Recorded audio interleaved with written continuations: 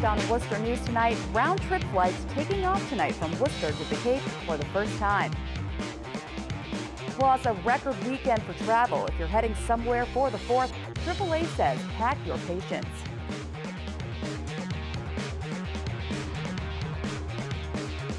Thanks for joining us tonight. I'm Catherine Andrioli. The opioid crisis continues to impact families across the nation, and here in Worcester, the Worcester Police Department is educating the public. Tonight, the department held a ceremony for the completion of the Worcester program for addiction recovery. 8 volunteers graduated from the 6-week program, which aims to bridge the gap between police officers and individuals in need. Participants had the opportunity to learn medication-assisted treatment programs and ways to help treat someone suffering from addiction. Speakers at Thursday's ceremony say teamwork is the only way to defeat addiction and substance abuse. Isolation. We recover in community, and so if we can tap into that community, whether it's the law enforcement community, the provider community, the recovering community, we all need to come together because that's what helps people to heal from this sickness. And Worcester says they hope the program ends the isolation for the people fighting addiction.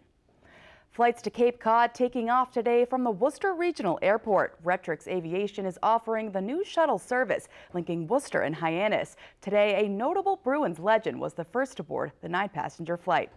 Wheels up for Retrix Aviation. Thursday, round-trip flights linking Cape Cod to Worcester took off for the first time. It was a great flight. I drive to Worcester a lot, whether it's hockey tournaments, hockey games, visiting friends. And to be able to get on the plane and come up here in 25 to 30 minutes is much easier. Boston Bruins legend Bobby Orr was among the first aboard the 9-passenger flight from Hyannis to Worcester.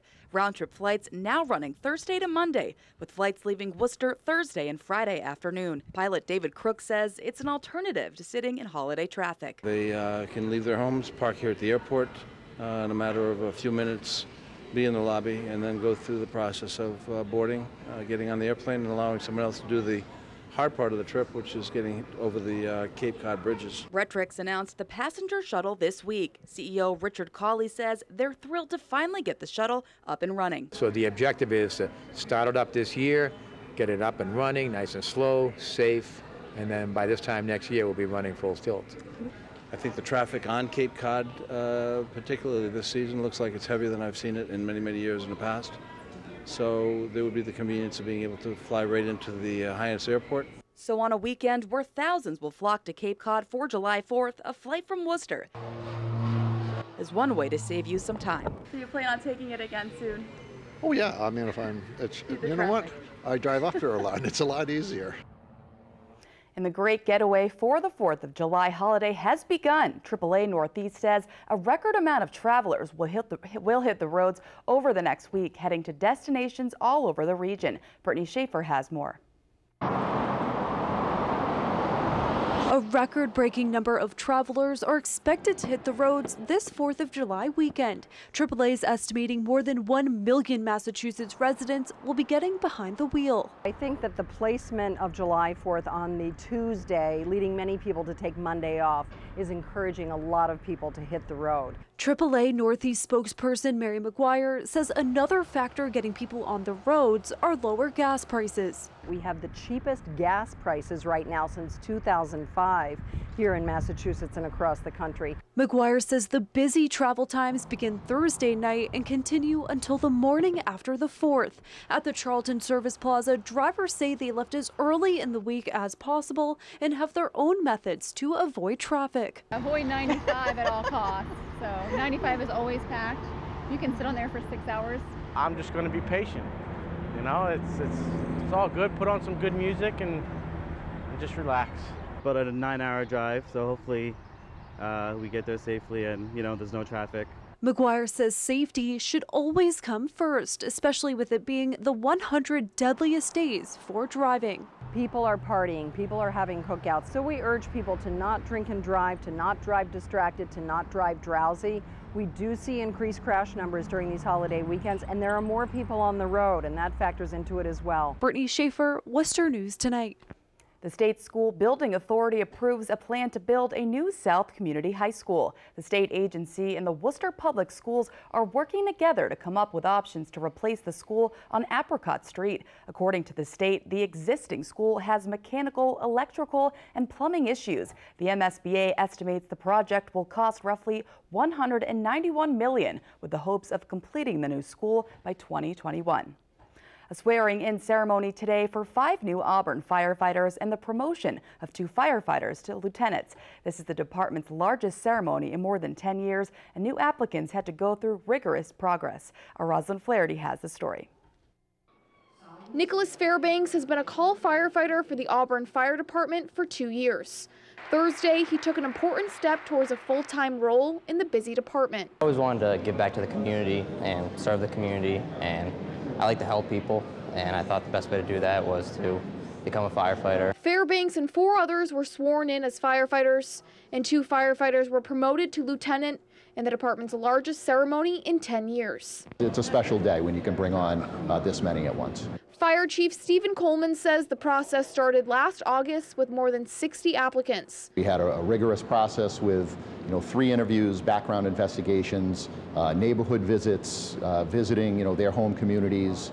It's a very extensive process to make sure that we bring in really the best candidates that we can. Adam LaFlash has been an Auburn firefighter for 8 years. He says a lot of studying and hard work brought him to the title of lieutenant. I just graduated last May with a bachelor's degree from Anna Maria College in EMS administration, and then doing a lot of EMS administrative work within the fire department over the last 5 years to prepare myself for the promotion. Chief Coleman says being a firefighter is a job not everyone can do. It takes a special person. That's why our background process and interview process is so extensive, because we want to make sure that not only we hire the best, but we hire people that really can do the job, and we're always looking for those types of people. Rosalind Flaherty, Worcester News Tonight.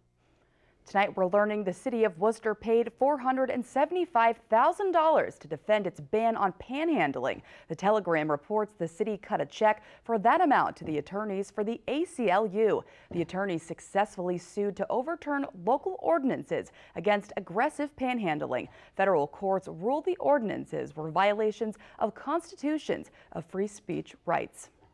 Massachusetts Environmental Police and Wildlife are keeping a close eye after 2 bald eagle chicks are banded on Lake Quinsigamond. The banding is done in an effort to monitor the population. People who live near the lake say they enjoy watching the chicks grow. Olivia Lemon has the story.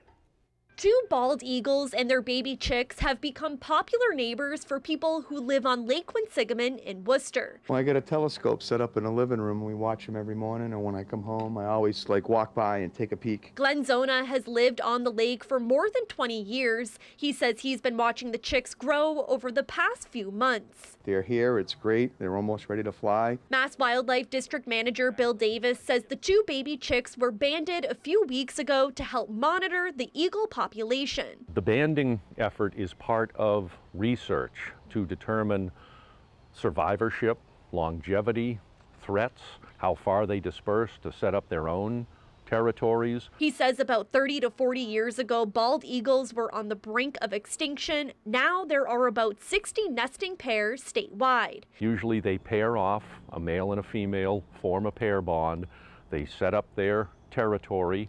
They'll start constructing a nest. Davis says the 60 pairs have produced about 600 chicks. He says while people may be excited to see a bald eagle, they should enjoy them from afar. Really the biggest threat is people loving them to death. They're so thrilled to see a bald eagle. Gee, I'd like to get just a little closer and try to get a better picture. Well, that keeps the eagles from going about their business. The nest on Lake Quinsigamond is a no trespassing zone, so for residents like Zona, a view from his telescope may be the closest he can get. We see them all the time. It's great. It's keeping everybody off the island, which is a nice thing. Olivia Lemon, Worcester News Tonight. And the property is owned by the town of Shrewsbury. Mass Wildlife says both Shrewsbury Police and Worcester are monitoring that area to make sure there is no trespassing.